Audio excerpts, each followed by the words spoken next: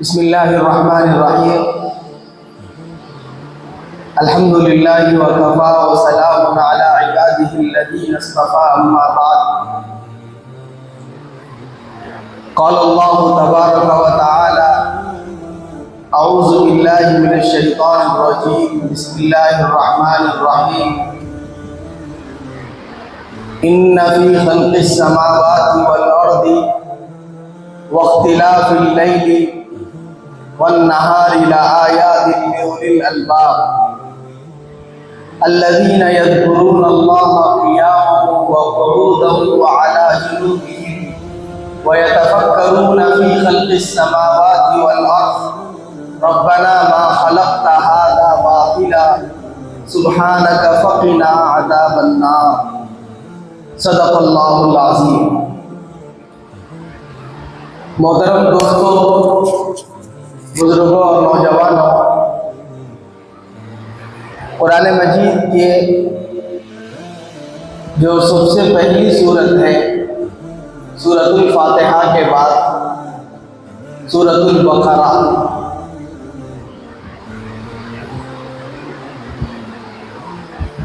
اس کے بعد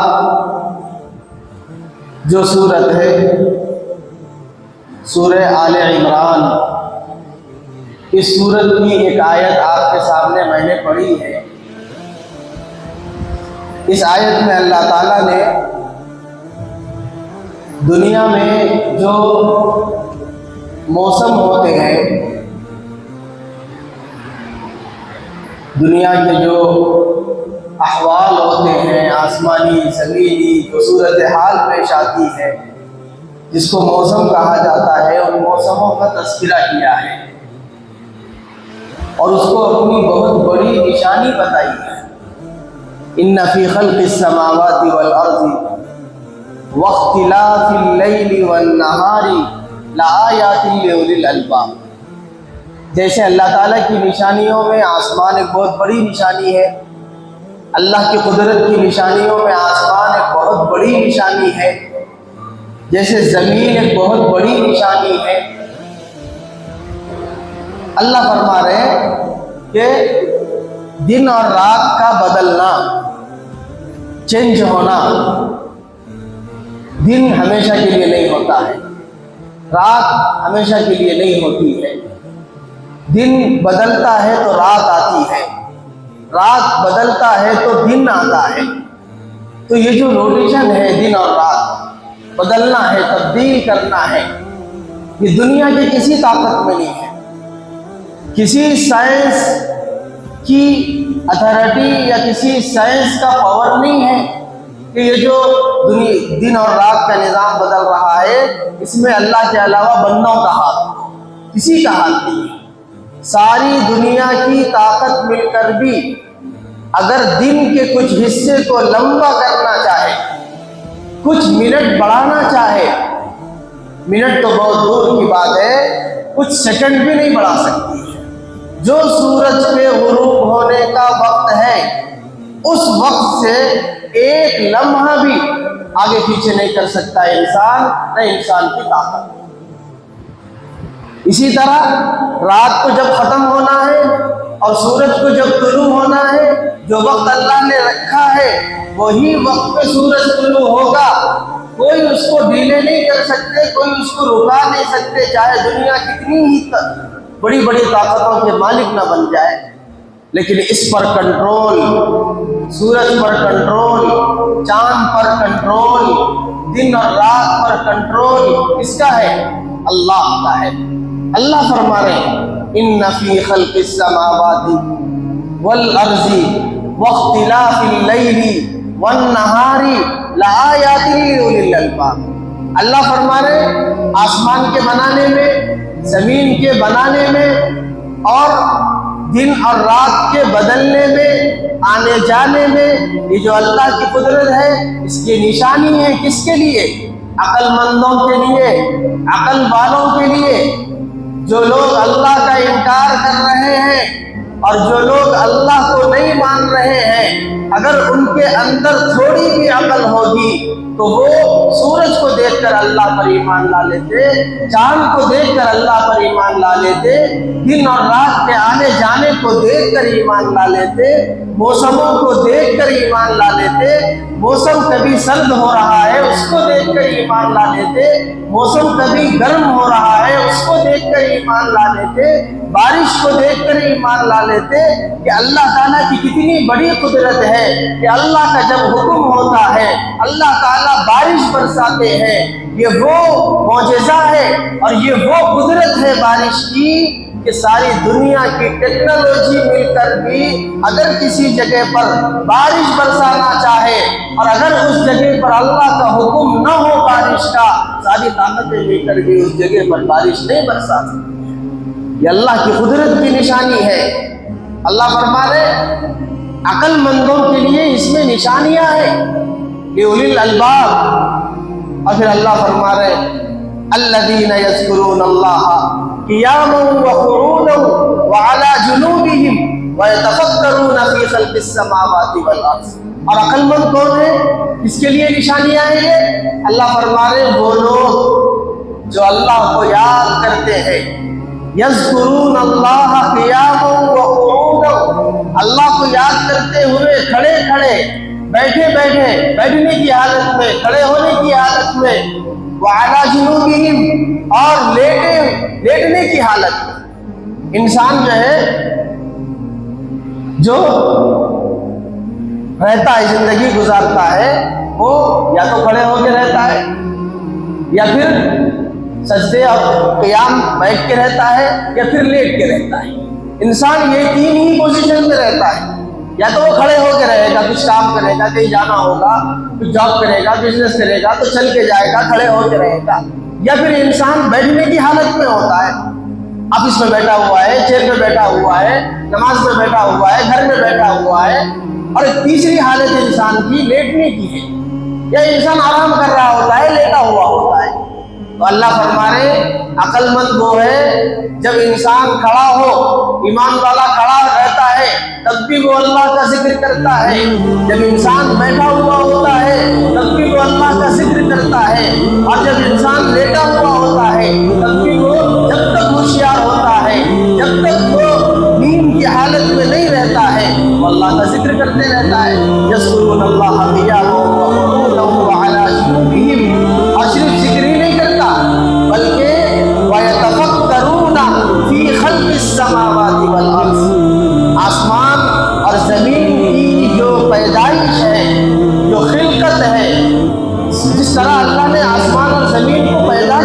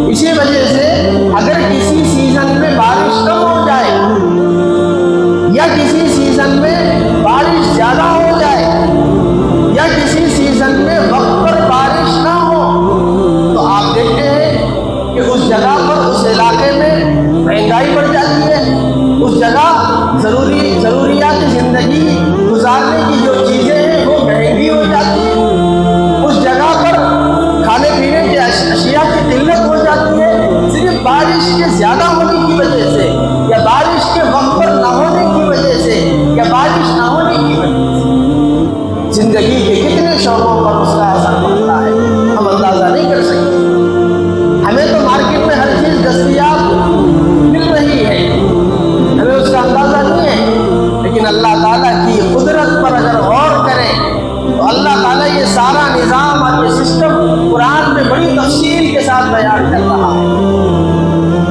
تو بارش ہر انسان کے زندہ رہنے کے لیے، بلکہ اللہ کی تمام مخلوقات کے زندہ رہنے کے لیے جیسے ہوا اور آکسیجن کی ضرورت ہے، ایسے ہی پانی اور بارش کی ضرورت ہے۔ اللہ تعالیٰ آسمان سے پانی برساتا ہے اور پھر زمین، جتنی چیزیں زمین سے نکلتی ہیں، اگر انسان اس میں غور و فکر کرے گا تو پتہ چلے گا کہ میرے زندہ رہنے کے لیے جن جن چیزوں کی ضرورت ہے وہ تقریباً زمین سے نکلتی ہے۔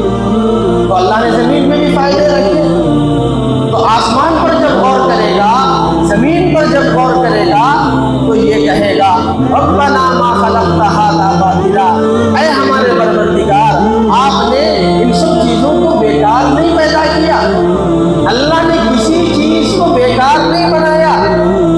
دنیا میں جتنی چیزیں نظر آ رہی ہے، جتنی چیزوں کو ہم دیکھ رہے ہیں، وہ اگرچہ کہ ہمارے اس کے بارے میں علم نہ ہونے کی وجہ سے ہم اسے اچھا یا خراب یا کارآمد بیکار کہہ سکتے ہیں، لیکن اللہ کے علم کے مطابق کوئی چیز بھی بیکار نہیں۔ ہر چیز میں اللہ نے فائدے رکھے ہیں، ہر چیز میں۔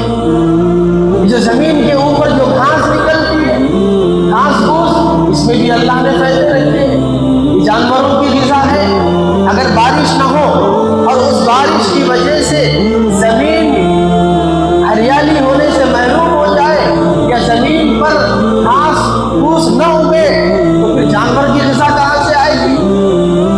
جانور کی غذا اللہ نے زمین کے اوپر نکلنے والی گھاس پہ رکھی ہے، انسان کی غذا زمین کے اندر رکھی ہے، لیکن جانوروں کی غذا اللہ نے زمین کے اوپر اگنے والی گھاس پہ رکھی ہے۔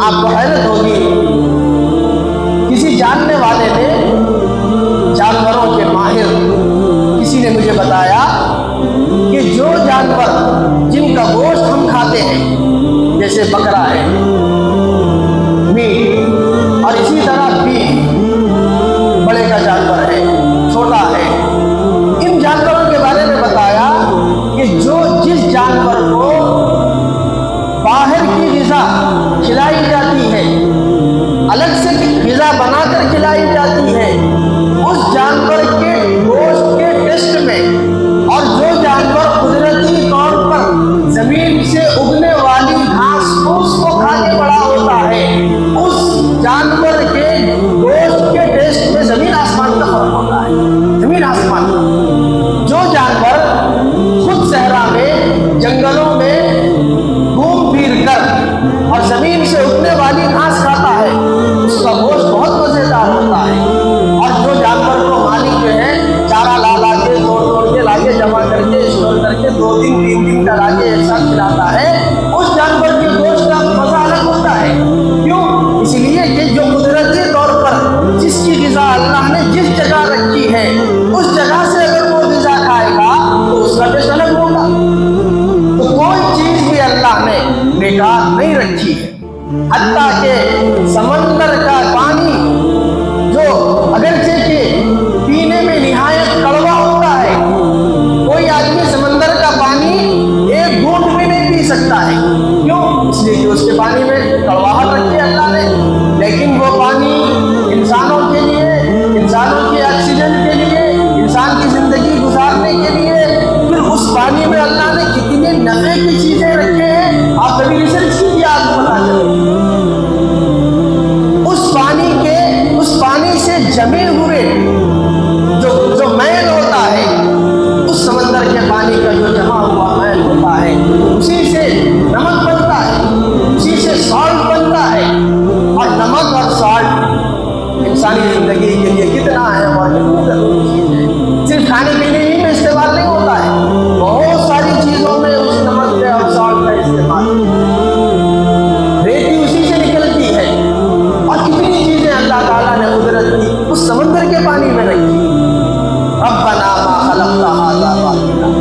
ہر چیز دیکھ کر ایمان والا عقل مند یہ کہے گا اے اللہ آپ نے دنیا میں کوئی چیز بیکار پیدا نہیں کیا، ما خلقتہا باطلا، موسموں کو بھی اللہ نے بیکار پیدا نہیں کیا۔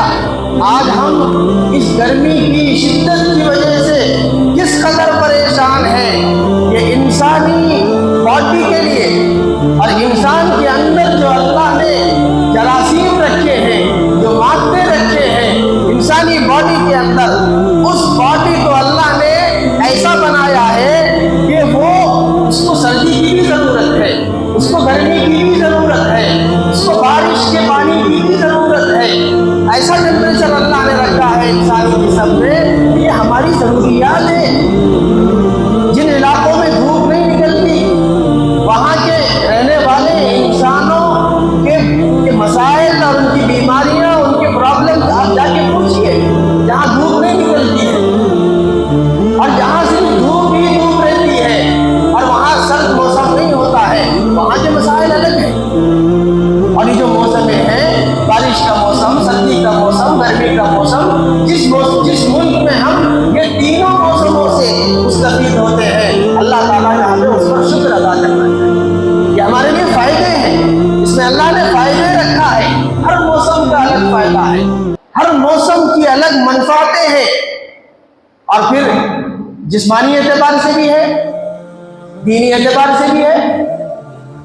جب انسان گرمی کے سخت ترین موسم میں زندگی گزارتا ہے، قرآن کہہ رہا ہے کہ گرمی کے موسم میں انسان اس موسم کی تپش سے ڈرتا ہے، سورج کی اس حرارت سے گھبراتا ہے، اور اللہ کے رسول صلی اللہ علیہ وسلم کے زمانے میں بالکل اسی گرمی کے موسم میں، سخت ترین گرمی کے موسم میں، یہاں کی گرمی تو کوئی زیادہ گرمی نہیں ہے، ٹیمپریچر یہاں کا جو درجہ حرارت ہے یہ کوئی زیادہ بڑا ہوا نہیں ہوتا ہے، لیکن جو عرب ممالک ہے، صحرائی ممالک ہے، وہاں کی گرمی تو بہت شدت کی گرمی ہے، ہم اس گرمی کا اندازہ بھی نہیں کر سکتے۔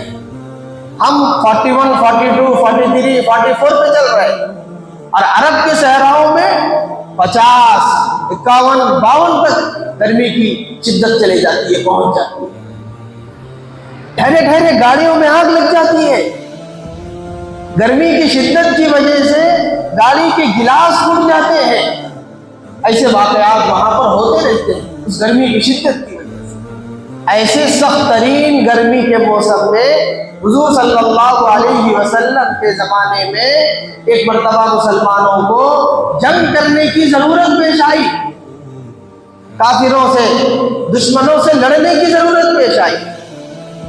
بہت بڑا آزمائش کا وقت حضرات صحابہ کرام رضوان اللہ تعالی علیہم اجمعین پر آیا، اللہ کی طرف سے آزمانے کے لیے، چیک کرنے کے لیے، امتحان لینے کے لیے کہ صحابہ واقعی سچے پکے نبی کے جانثار اور وفادار ہے یا نہیں ہے۔ یہ دنیا والوں کو بتانے کے لیے اللہ تعالیٰ نے بالکل گرمی کے عین شدت کے زمانے میں ایک جنگ رکھی جس کو غزوہ تبوک کہا جاتا ہے، اور اس گرمی کے شدت کے موسم میں یہ جنگ کا اعلان ہونا، اور پھر اس وقت میں کھجوروں کے پکنے کا زمانہ تھا، کھجوروں کے توڑنے کا زمانہ تھا۔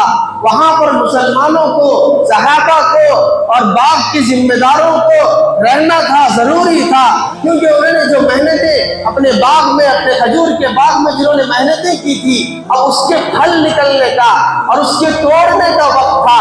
عین اسی وقت میں نبی علیہ السلام نے کال دی جنگ کرنے کے لیے صحابہ کرام کو۔ صحابہ کرام نبی کی اس آواز پر لبیک کہہ کر آئے، تیاری کر کے، ساز و سامان لے کے، چھوڑ دیا کھیتوں کو، چھوڑ دیا باغوں کو، چھوڑ دیا کھجور کے درختوں کو، چھوڑ دیا گرمی کی شدت کو، کیونکہ اللہ کے رسول کا حکم ہے۔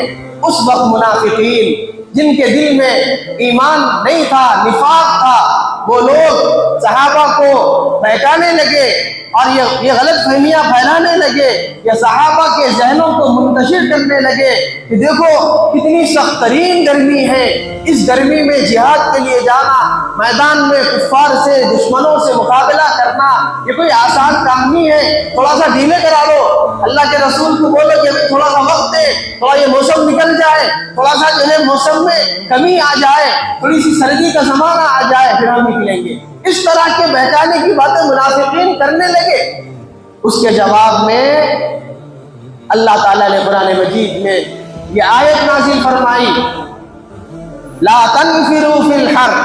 منافقین کہہ رہے تھے کہ مت نکلو گرمی کے موسم میں جنگ کرنے کے لیے، بہت کڑاکے کی گرمی ہے، بہت سخت ترین گرمی ہے، انسانی جسم کو جھلسا دینے والی گرمی ہے، مت نکلو۔ تو اللہ نے کہا صحابہ سے ان کی باتوں میں مت آؤ، لا تنفروا فی الحر، جو لوگ بول رہے ہیں کہ زمین میں مت نکلو ان کی باتوں میں مت آؤ، بلکہ یہ بات ذہن میں رکھو، قل نار جہنم اشد حرا، جہنم کی آگ اس سے 70 گنا زیادہ خطرناک ہے۔ آج دنیا کی آگ برداشت نہیں ہو رہی ہے، ذرا سوچو جس آگ کو اللہ نے جہنم میں تیار کر کے رکھا ہے وہ آگ دنیا کے مقابلے میں 69% زیادہ گرم اور نقصان دہ ہے۔ 69% دنیا کی جو آگ ہے وہ جہنم کا 70واں حصہ ہے، اور 69% اس طرح کی خطرناک آگ اللہ نے جہنم میں بنائی رکھی۔ یہ جو موسم آتے ہیں گرما کے یہ عبرت کے لیے آتے ہیں، یہ اپنی تربیت کے لیے آتے ہیں، یہ سوچنے کے لیے آتے ہیں کہ آج سورج اپنی جگہ پر ہی ہے لیکن اس کی شدت کی وجہ سے، اس کی گرمی کی وجہ سے آج کتنے بے چین ہیں لوگ، جن کے پاس اے سی ہے، جن کے پاس تیز کولر ہے، ہواؤں کا انتظام ہے، ان کا گرما تو نکل رہا ہے آرام سے، لیکن جن کے پاس اے سی نہیں ہے، جن کے پاس کولر نہیں ہے، اور کتنے مسلمان اور کتنے انسان ایسے ہیں جن کے گھروں میں فیان نہیں ہے، وہ ایسے گرمی گزار رہے ہیں، ان کا بھی گرما گزر رہا ہے، اتنی شدت کے ساتھ ان کا گرما گزر رہا ہے، اتنی تکلیف کے ساتھ ان کا گرما گزر رہا ہے۔ یہ سوچنے کی اور یہ احساس اپنے اندر پیدا کرنے کی ضرورت ہے۔ حدیث میں اللہ کے رسول صلی اللہ علیہ وسلم نے ارشاد فرمایا جب قیامت کا دن ہوگا تو سورج آج لاکھوں میل دور اوپر ہے لیکن اس کے باوجود اس کی گرمی کا یہ حال ہے، لیکن جب قیامت کا دن ہوگا تو سورج انسانوں سے 1 میل، صرف 1 میل اوپر رہے گا، اتنی نیچے آ جائے گا سورج، اور اس کی گرمی کا یہ حال ہوگا کہ نبی نے فرمایا لوگ اس گرمی کی وجہ سے پسینے میں ڈوبے ہوئے ہوں گے، اتنا پسینہ نکلے گا، اتنا پسینہ نکلے گا کہ کوئی آدمی پیروں تک پسینے میں ہوگا، کوئی گھٹنوں تک پسینے میں ہوگا، کوئی اپنی کمر تک پسینے میں ہوگا، کوئی اپنے سینے تک پسینے کے پانی میں شرابور ہوگا گرمی کی وجہ سے، اور وہ 1 گھنٹے کی 2 گھنٹے کی یا 24 گھنٹوں کا دن نہیں ہوگا، وہ دن اتنا بڑا ہوگا، اتنا بڑا ہوگا، اتنا بڑا ہوگا، قرآن کہہ رہا ہے 50,000 سال کے برابر ہوگی، اتنا بڑا دن ہوگا۔ قرآن پڑھو میرے دوستو، ایمان کو تازہ کرو، اللہ کی قدرت کو اپنے اندر، اللہ کی قدرت کو محسوس کرنے کا سلیقہ اپنے اندر پیدا کرو۔ آج جتنی بغاوتیں اللہ سے ہو رہی ہے، جتنی سرکشی اللہ سے ہو رہی ہے، ہم اللہ کو نہیں پہچان رہے، اللہ کی قدرت کو ہم نہیں پہچان رہے، اس وجہ سے ہم اللہ کی ہر نافرمانی کرنے پر آمادہ۔ جو عقل مند ہوتا ہے، جو ایک اللہ کی قدرت پر غور کرتا ہے،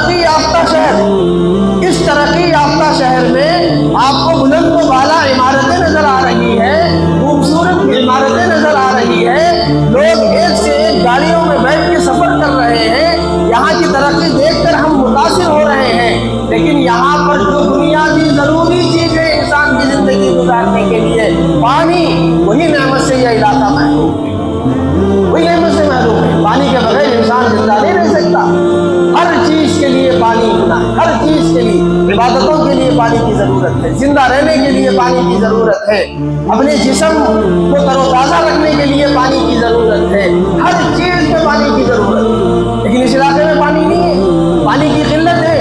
خود اس مسجد میں اب تک 2-3 بور ڈال چکے ہیں، لیکن پانی نکل رہا ہے، کچھ دن کے بعد سوکھ جا رہا ہے۔ لیکن مسلمانوں کے پاس اس پانی کی قدر نہیں ہے میرے دوست۔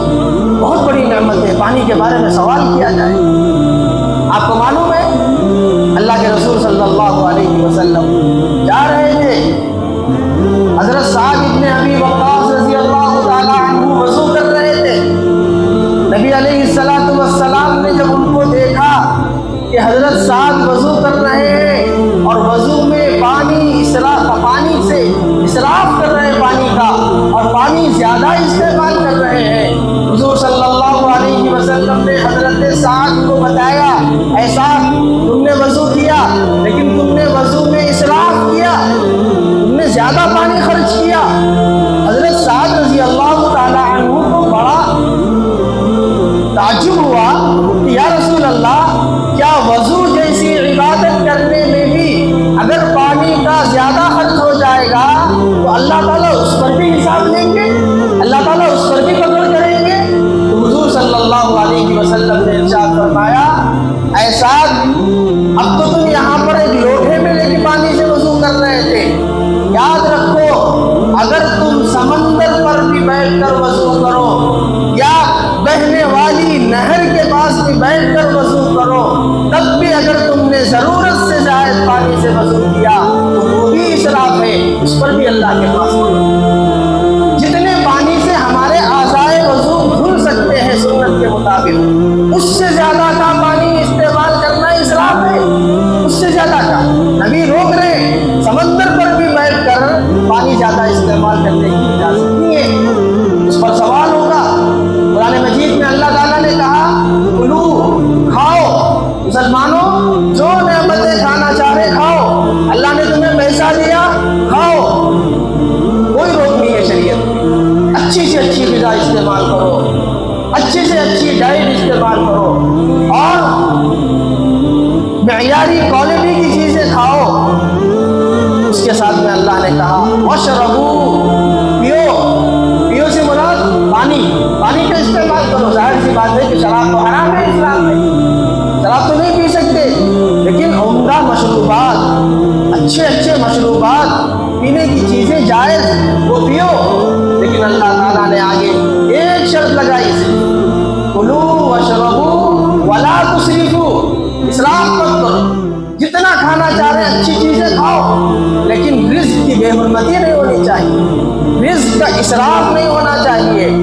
پانی جتنا پینا چاہ رہے پیو، جتنا استعمال کرنا چاہ رہے استعمال کرو، لیکن نہ رزق میں اسراف اللہ کو پسند ہے، نہ پانی کے خرچ میں اسراف اللہ کو پسند ہے۔ اسی وجہ سے کلو واشربوا کے بعد ولا تسرفوا کہا گیا ہے۔ پانی کا اسراف نہیں کر سکتے، اس کا احترام کرنا ہے، اس کی عزت کرنا ہے۔ ہمارے پاس رزق کا احترام نہیں ہے، کھانے پینے کا احترام نہیں ہے۔ ہماری دعوتوں میں جتنا کھانا بن رہا ہے اس سے زیادہ کھانا پھک رہا ہے، اس سے زیادہ کھانا پھینک رہے ہیں ہمارے ٹیبل پہ۔ مسلمانوں کے ٹیبل پر، کھانے کے ٹیبل پر جب ٹیبل صاف کیا جاتا ہے تو جو ہڈیاں اور جو فضلات اور جو ضرورت سے زیادہ چیزیں مسلمان پھینک رہا ہے دسترخوان پر، اگر اس کو جمع کیا جائے تو کتنے بھوکوں کی بھوک ختم ہو سکتی ہے۔ آپ کبھی شادی خانے کا دورہ کر کے دیکھیے، یہ ہمارا فیشن بن گیا ہے، کھانا بچانا اور کھانا پھینکنا مسلمانوں کا فیشن اور کلچر بن گیا ہے۔ اسی وجہ سے جب رزق کی احترامی ختم ہو گئی، رزق کی عزت ختم ہو گئی، اللہ تعالیٰ ایک دانے کو مسلمانوں کو ترسا رہا ہے۔ آج ہم کو مل رہا ہے کھانا تو ہم اس غلط فہمی میں ہیں کہ اللہ تعالیٰ ہم سے خوش ہے اور اللہ تعالیٰ ہم پر مہربان ہے، لیکن جو لوگ رزق کو تلاش کر رہے ہیں، دانے دانے کا محتاج بنے ہوئے ہیں، وہ اسی وجہ سے بنے ہوئے ہیں کہ ان کے اندر سے رزق کی بے احترامی ان کے اندر پیدا ہو گئی۔ رزق کا احترام نہیں ہے، کھانا پھینکا جا رہا ہے، گوشت پھینکا جا رہا ہے، دسترخوانوں پر کھانے کی چیزوں کو بے احترامی کے ساتھ پھینکا جا رہا ہے۔ اللہ کے رسول صلی اللہ علیہ وسلم